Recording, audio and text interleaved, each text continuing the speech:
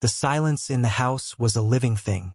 For 10 years, it had grown, creeping from the corners of empty rooms, settling over furniture like a fine layer of dust no amount of cleaning could ever truly remove. Anna had learned to live with it, to navigate its currents and respect its boundaries. It was the ghost of her husband, Mark, a presence defined entirely by his absence. He had not died. He had simply vanished. One Tuesday afternoon, he went into the garage to work on restoring an old wooden chair, and he never came out. His car was still there. His wallet was on the kitchen counter. His keys hung by the door. He had evaporated from the center of their life, leaving behind a vacuum that the world had rushed to fill with plausible, painful explanations. The police, after an initial flurry of activity, had settled on the most common theory. He left. Men did that sometimes, they had explained with a kind of weary patience. A secret debt, another woman, a sudden existential crisis that demanded a clean break. Detective Miller, a man whose face seemed permanently etched with the disappointments of his profession, had shown her statistics, charts of missing persons cases where the person simply chose to disappear.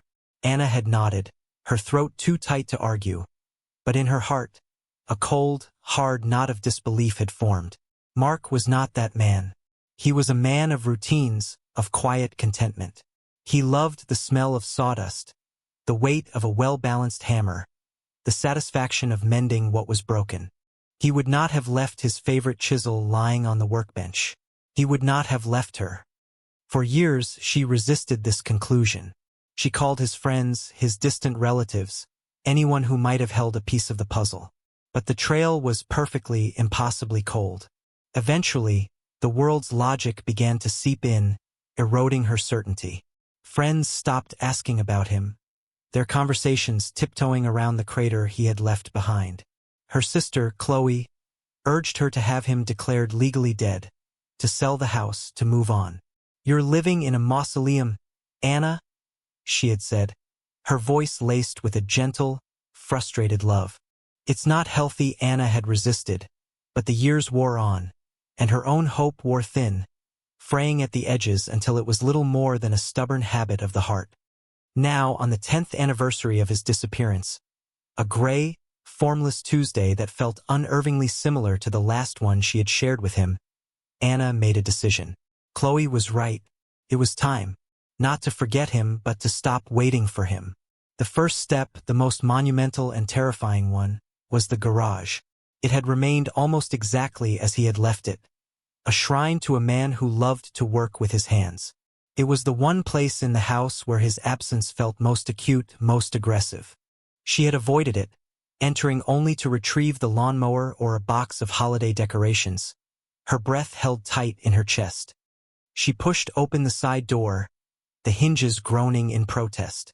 The air inside was thick and still, smelling of motor oil, old wood, and something metallic and cold. Sunlight struggled through a single grimy window, illuminating dust motes dancing in lazy spirals. Tools hung in precise order on the pegboard walls, their silver shapes like sleeping instruments. Saws, hammers, wrenches, all waiting for a hand that would never again hold them. Her gaze fell on the workbench. The half-finished chair sat there, one leg still unattached, a silent testament to an interrupted life. A pang of familiar grief, sharp and sudden, pierced through her resolve. She almost turned back, ready to close the door for another year, another decade. But something held her there, a strange sense of finality. She was not the same woman she had been 10 years ago. The raw anguish had cooled into a deep, abiding melancholy. She could do this. She had to. She started with the small things, boxing up old rags and half-empty cans of paint. She swept away cobwebs that were as thick as cotton. The work was mechanical, numbing. It was a relief to focus on the physical task, to let her mind go blank. For hours, she sorted and stacked, a quiet archaeologist excavating her own past. Her final challenge was the large, heavy-duty steel tool rack that stood against the back wall. It was laden with power tools, heavy chains, and boxes of screws and nails. Mark had bolted it to the wall himself. It had never been moved. Anna knew that behind it, The concrete wall would be webbed with spiders and grime. It had to be cleaned. With a grunt of effort, she began unloading it, placing drills and sanders on the floor. The metal shelves rang with a hollow clang as they emptied. Finally, using all her weight, she managed to rock the heavy frame forward, pulling it away from the wall just enough to squeeze behind it. The space was dark and narrow. The air was stale. She ran a cloth along the base of the wall, wiping away a decade of accumulated filth. As her hand moved along a seam in the concrete foundation, her fingers brushed against something small and hard, wedged deep into a crevice where the concrete blocks met. It was not a rock. It felt smooth, manufactured. Curiosity piqued. She worked her fingers into the narrow crack, her nails scraping against the rough surface. With a final wiggle, it came loose, falling into her palm with a faint click. She stepped back out into the light, turning the object over in her hand. It was a small, black digital voice recorder, no bigger than her thumb. It was an old model, the kind Mark used to carry to record measurements or make notes for his projects so he wouldn't forget. It was caked in dust and what looked like a smear of dried mud. She felt a flicker of something she hadn't felt in a long time. A sharp electric jolt of intrigue. Why would it be back there? Hidden. Dropped and forgotten, perhaps. But it felt intentional. Her heart began to beat a little faster. She wiped the device clean on her jeans. The small battery indicator was dead, of course. She rushed back into the house, her hands trembling slightly as she searched the junk drawer in the kitchen for the right kind of batteries. She found two, her fingers fumbling as she slid them into the compartment.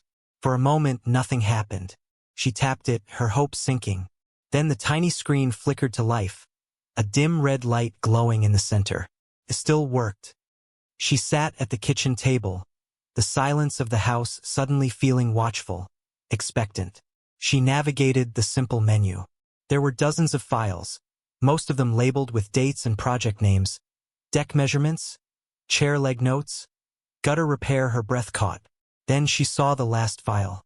It had no label. It was just a string of numbers, the timestamp of the recording. The date was the day he disappeared. With a trembling finger, she pressed play. A hiss of static filled the kitchen. Then, Mark's voice, muffled but unmistakable.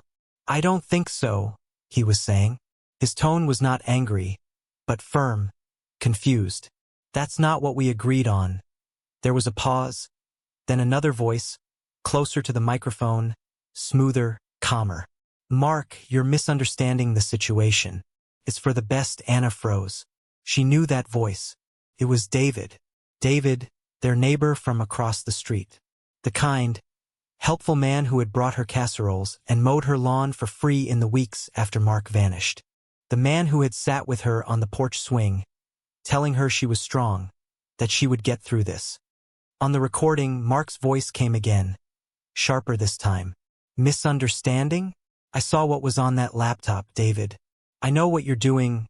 There was a sudden shuffling sound, a bump against the microphone. David's voice lost its placid edge. It became a low, menacing snarl. "You shouldn't have been snooping. You should have just fixed the damn shelf and left."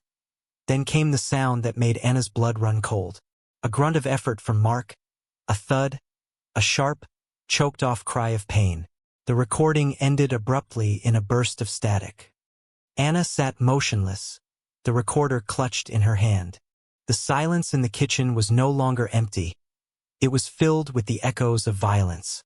The narrative she had spent 10 years reluctantly accepting shattered into a million pieces. He didn't leave. He was taken. He was hurt. And David, their kind, dependable neighbor, the man who had dried her tears, was there. He was the last person to speak to her husband. His voice on that recording was not the voice of a friend. It was the voice of a predator. A wave of nausea washed over her. Her mind raced, trying to connect the dots, to make sense of the unthinkable.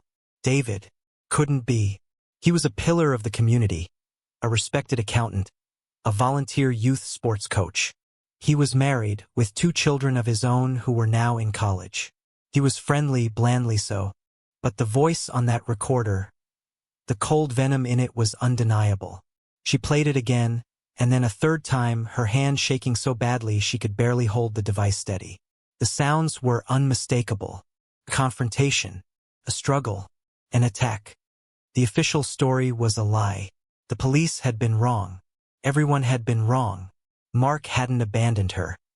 He had stumbled upon something terrible, something that had cost him his life. The cold knot of disbelief she had carried in her heart for a decade was not paranoia. It was the truth, waiting for a chance to surface. And the man responsible lived just a few hundred feet away, behind a perfectly manicured lawn and a welcoming front door. Her first instinct was to call the police, to march over to Detective Miller and slam the recorder down on his desk. But a cold spike of caution pierced through her shock. What was this, really? A 10-year-old, muffled recording. Two voices. An ambiguous struggle. David would deny it. He would say they had a simple argument. He would have a plausible story. Who would a detective believe? A grieving widow clinging to a decade-old hope? Or a respected citizen with a spotless record? They had dismissed her concerns 10 years ago. They would likely do it again. She needed more than this. This was not an end. It was a beginning. A terrifying, dangerous beginning. Instead of the police, she called her sister. Chloe answered on the second ring, her voice bright and cheerful. "Anna, I was just thinking about you. How are you holding up today?" Anna's own voice came out as a strangled whisper. "Chloe, I found something," she explained, her words tumbling over one another. About cleaning the garage, about the tool rack, about the small black recorder wedged in the wall. She played the recording for her over the phone, holding her cell close to the tiny speaker. When it was over, there was a long pause on the other end of the line. Anna could hear her sister breathing. "Anna," Chloe said finally, her tone careful, measured. "What does that prove?" They had an argument. So what? Maybe Mark got angry and just walked away. Maybe this argument was the final straw. "No," Anna insisted, her voice gaining strength. "You didn't hear his tone, Chloe. David's tone. And the sounds, it was a fight. A real one. Mark said he saw something on David's laptop. He could have been mistaken. Anna, please be careful. You're talking about accusing a man of what? Murder? Based on this? David has been nothing but kind to you. For 10 years. He watched out for you. This could destroy an innocent man's life. And it could destroy you."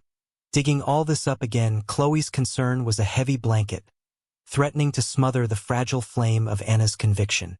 "Promise me you'll just think about it. Don't do anything rash. Don't go confronting him. Please, Anna." "For me." Anna agreed, but her promise felt hollow even as she made it. She hung up the phone feeling more alone than ever. Chloe was right about one thing. She couldn't confront David directly. Not yet. But she couldn't let it go either. The ghost in her house was no longer a formless sorrow. It had a face and a name, and it was demanding justice. For the first time in 10 years, Anna felt not just grief, but a cold, burning rage. She looked out her kitchen window, across the quiet suburban street to David's neat, two-story colonial. The house looked placid, normal, a symbol of tranquil family life. But now, to Anna, it looked like a monster's lair. She knew she had to be smart. She had to be patient. David had maintained his facade for a decade. He was good at it. To catch a wolf in sheep's clothing, you couldn't just charge in. You had to watch. You had to learn its habits. You had to wait for it to make a mistake. So that's what she would do. She would watch. Over the next few days, Anna's life took on a new, secret rhythm. She became a student of David's routines. She watched from her windows, her heart pounding every time his car pulled into the driveway. He left for work at 7:30 in the morning, dressed in a crisp suit. He returned at 6 in the evening. On Tuesdays and Thursdays, he left again around 7, wearing a tracksuit for his volunteer coaching job at the youth center. He waved if he saw her, the same friendly, uncomplicated wave he'd given her for years. Now it looked like a predator's camouflage, a gesture of such profound deception it made her stomach churn. She needed a reason to get close to him, to talk to him, to see if she could find a crack in his armor. The opportunity came on Saturday morning. She saw him outside, struggling to start his lawnmower. It was the perfect pretext. Taking a deep breath to steady her nerves, she walked across the street. "Having trouble, David?" she asked, forcing her voice into a register of casual, neighborly concern. He looked up, wiping a sheen of sweat from his forehead. "Anna, hey, yeah, this blasted thing won't turn over. I think the carburetor is flooded." He gave her a weary, familiar smile. It was the same smile he'd given her 100 times. Seeing it up close, knowing what she now knew, was like looking at a photograph of a loved one with a stranger's eyes. "Mark had that problem all the time," she said, the name feeling strange and powerful on her lips. "He was always tinkering with ours." She let the silence hang for a moment before continuing, her voice softer. "I was cleaning out the garage the other day. Finally. It's been time." She watched his face carefully. For a fraction of a second, his smile tightened. A flicker of something, not fear, but a deep, still watchfulness, passed through his eyes. It was so quick she might have missed it if she hadn't been looking for it. "Oh yeah," he said, his voice a little too breezy. "That must be tough. A lot of memories in there." "A lot of junk," she replied, trying for a light-hearted tone. "I even found one of his old voice recorders. The one he used for his projects." She held his gaze. "It still worked. It's funny the things you find." David stopped fiddling with the lawnmower. He stood up straight, wiping his hands on a rag. His posture was relaxed, but his eyes were sharp, analytical. "Is that right? I remember those. He was always talking into that thing. Probably recorded me saying something dumb a dozen times. We were always in and out of each other's garages, borrowing tools." He chuckled, a dry, measured sound. "I think we had a bit of a tiff the last time I saw him, actually, about a socket wrench I forgot to return. He was probably still mad about it when he, it was a masterful performance." He had offered up a plausible, innocent explanation for any tension she might have heard. He had confirmed he was there, confirmed they had argued, and framed it all in the mundane context of neighborly disagreements. He was building a wall of reason around her suspicion, making her feel foolish for even entertaining it. But he had made one small mistake. On the recording, Mark had mentioned a laptop. David had mentioned a socket wrench. It was a tiny discrepancy, but it was enough. He was lying. He was consciously constructing a false narrative. "I don't remember you mentioning an argument before," Anna said, keeping her tone conversational. David shrugged, his face a mask of regretful sincerity. "Well, in the chaos of it all, with you so upset, it didn't seem important. It was just a silly squabble. The last thing I wanted was to add to your pain by making you think his last moments were spent being angry over something so trivial." He looked at her, his eyes full of feigned sympathy. "I'm sorry, Anna. I probably should have told you. It was just awkward." The lie was so smooth, so caring. It was designed to disarm her, to make her feel guilty for questioning him. A part of her, the part that had known this man as a friend for over a decade, almost believed him. But the voice on the recorder, the cold, menacing snarl, was more real than this performance. She gave him a weak smile. "It's okay, David. It was a long time ago." She turned to leave, her mind racing. He was not just a liar. He was a manipulator of the highest order. Chloe had been wrong. This wasn't about destroying an innocent man. This was about unmasking a monster.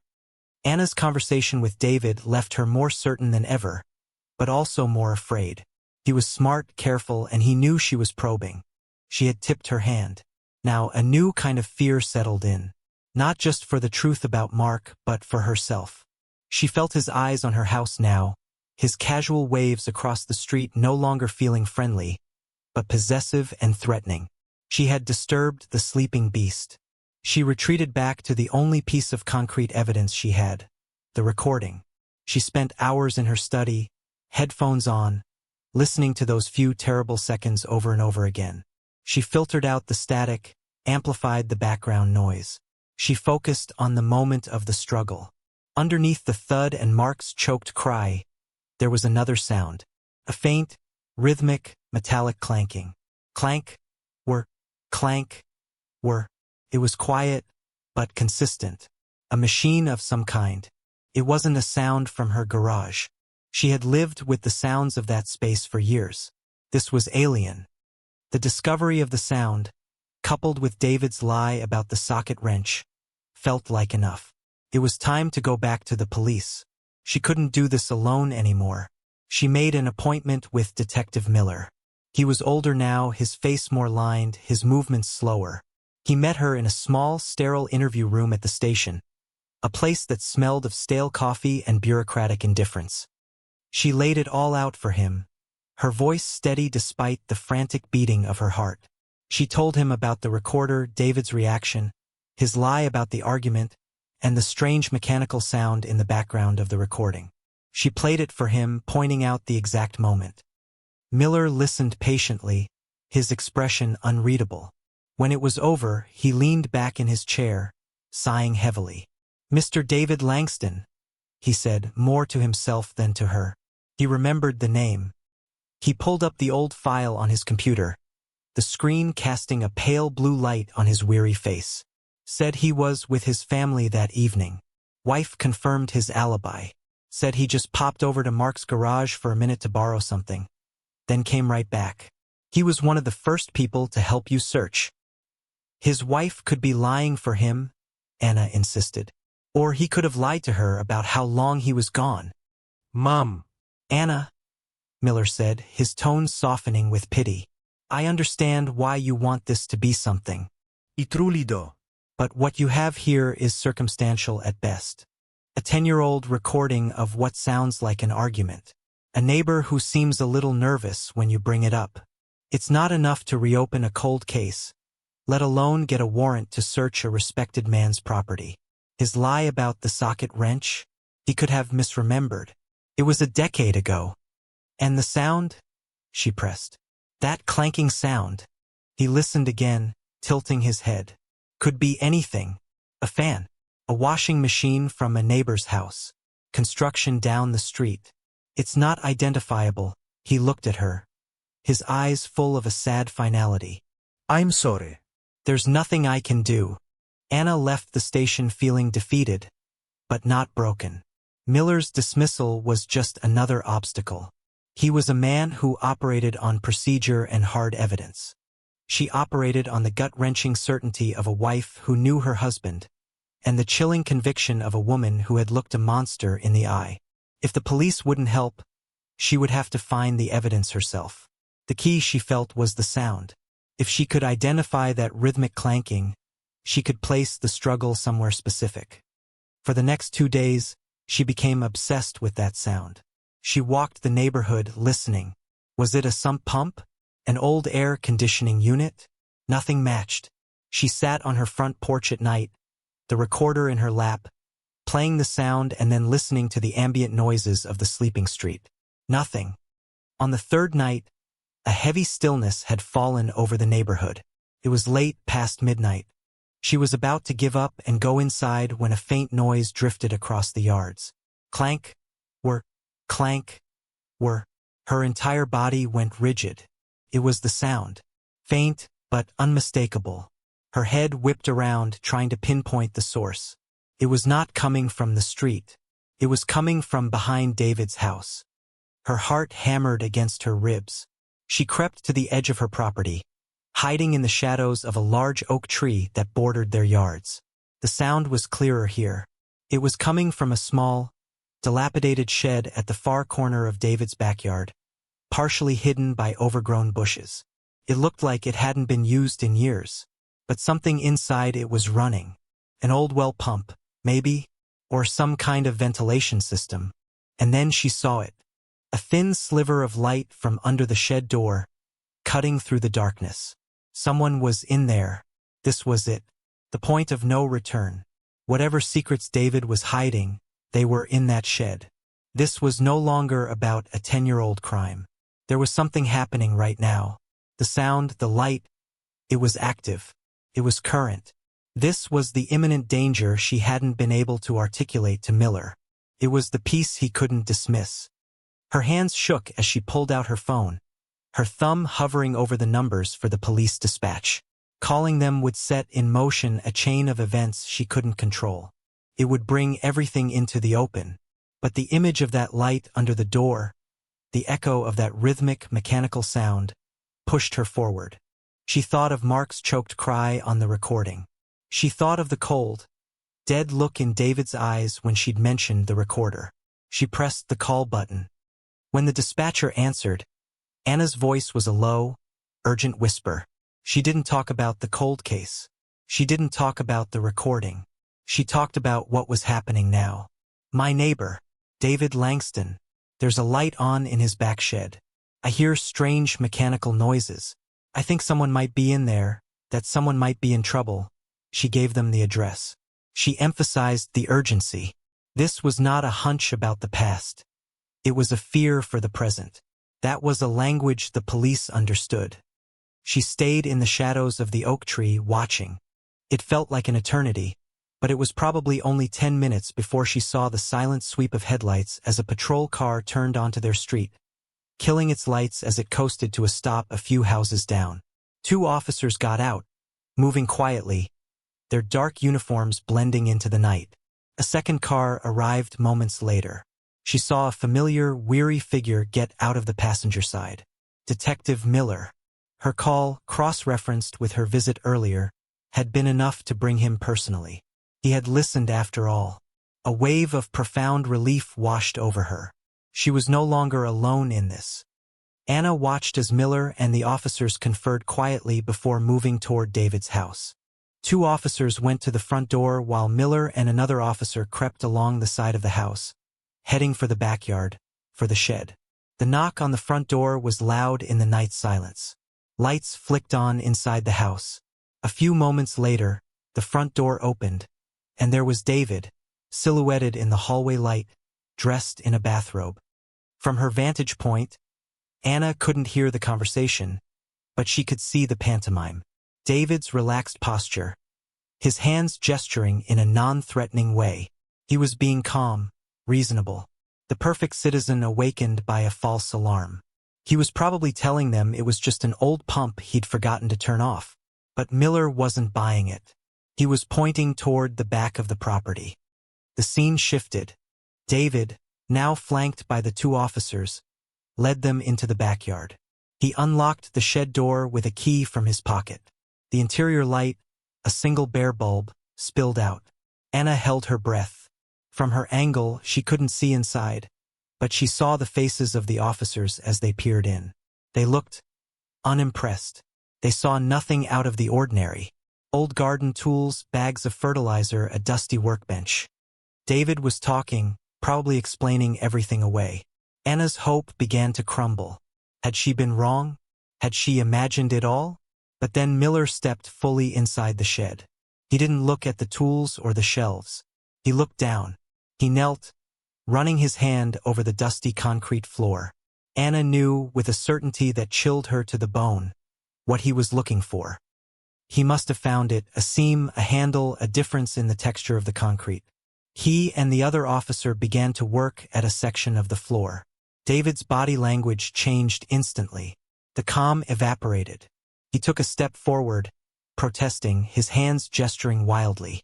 One of the officers put a firm hand on his chest, holding him back. With a loud scrape of concrete on concrete, they lifted it. It wasn't just a panel. It was a heavy, makeshift trapdoor. A black, gaping hole was revealed beneath it. And from that hole, a smell emanated. A foul odor that Anna could sense even from 50 yards away. The smell of damp earth, of decay, and of something else. Something human and terrified. Miller shone his flashlight into the darkness. The beam cut through the foul air, and what it illuminated made one of the young officers physically recoil, his hand flying to his mouth. Anna couldn't see the details, and for that she was grateful. But she saw the look on Miller's face. It was a mask of pure, unadulterated horror. The weariness was gone, replaced by the grim, focused rage of a man staring into the abyss. David made a desperate, animalistic sound and tried to bolt. He didn't get 2 feet before the officers tackled him, wrestling him to the ground. The placid neighbor, the kind friend, the respected coach was gone. In his place was a writhing, snarling creature, his face contorted with a terrifying mixture of fury and fear. They cuffed him, hauling him to his feet as he screamed denials, curses, threats. As they dragged him away, Miller emerged from the shed. He wasn't looking at David.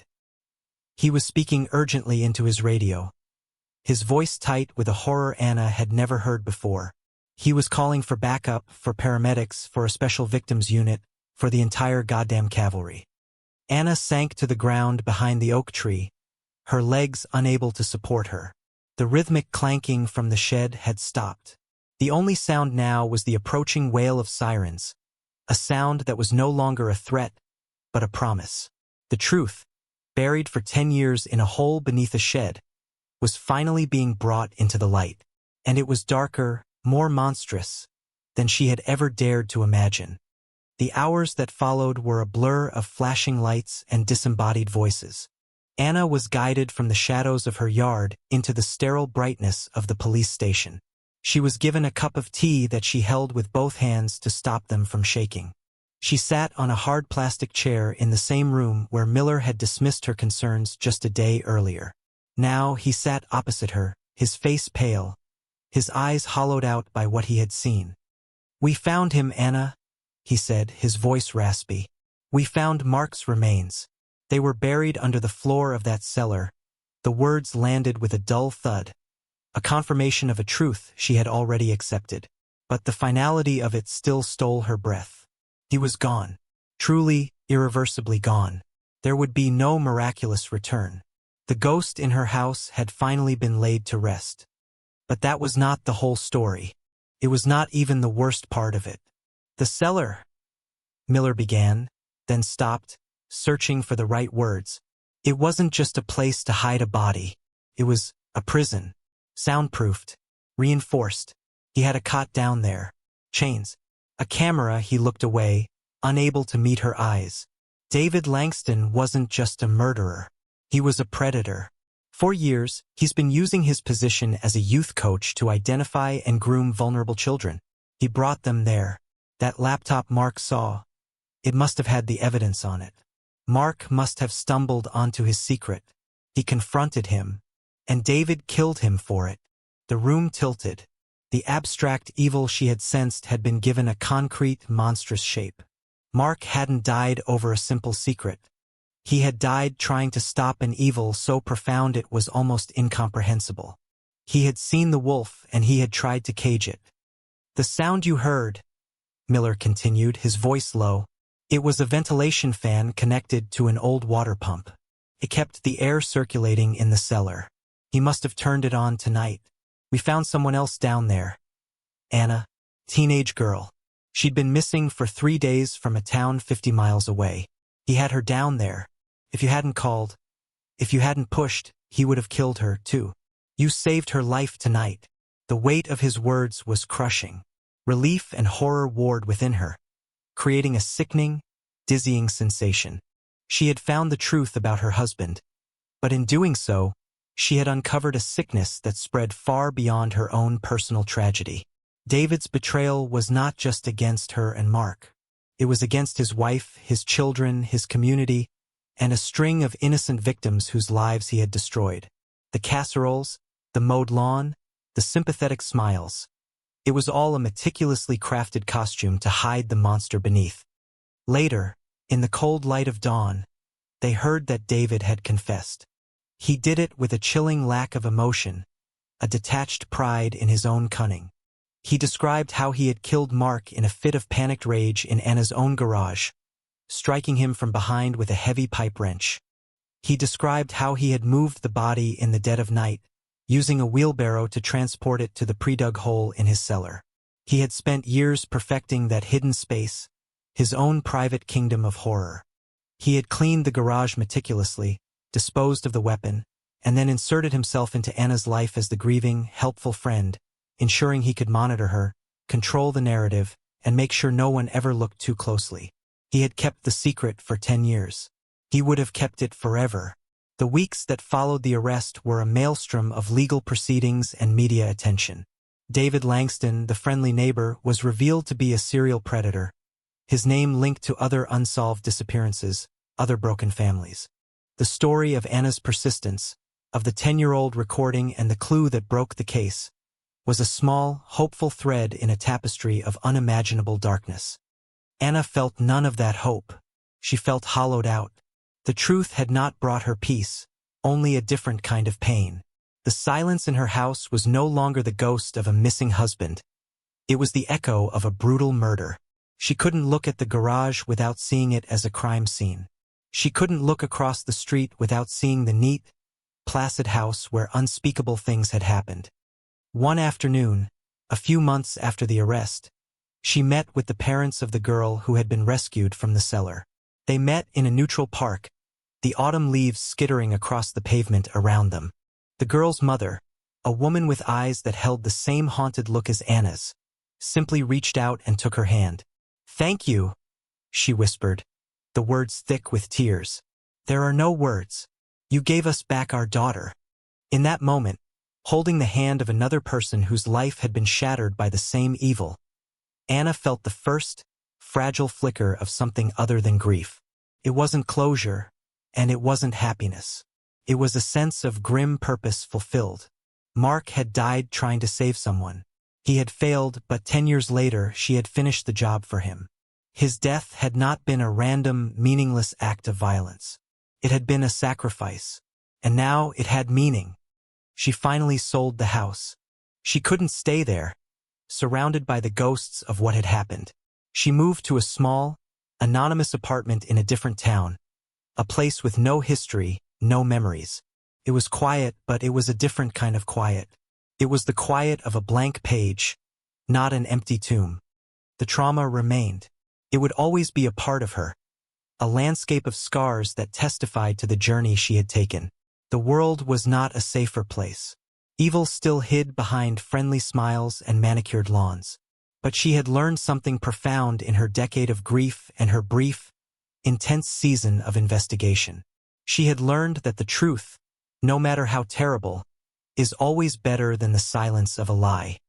Sometimes, in her new apartment, she would stand by the window and look out at the ordinary lives unfolding on the street below.